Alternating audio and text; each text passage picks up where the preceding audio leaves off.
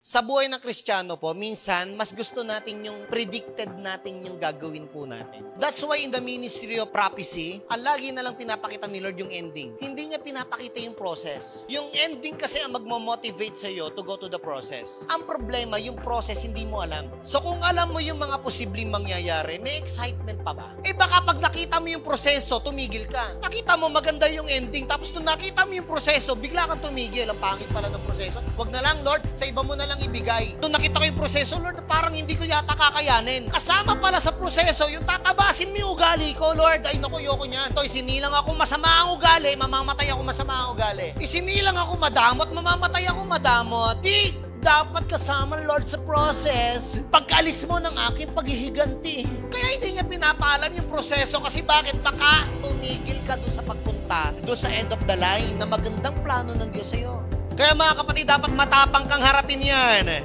Kasi bago mo marating yung magandang gusto mong mangyari na nakita mo na plano ni Lord sa'yo, maraming tatabasin sa paglakad mo yan.